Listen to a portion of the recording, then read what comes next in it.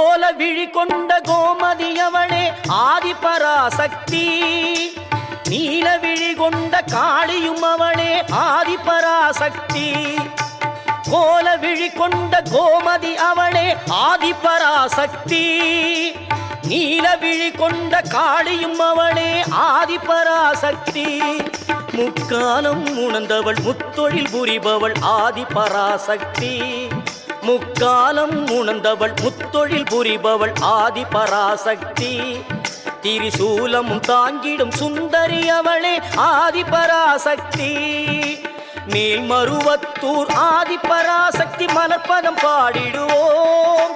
காலம் எல்லாம் நம்மை காத்திடும் தாய் அவள் கோவிலை நாடிடுவோம்.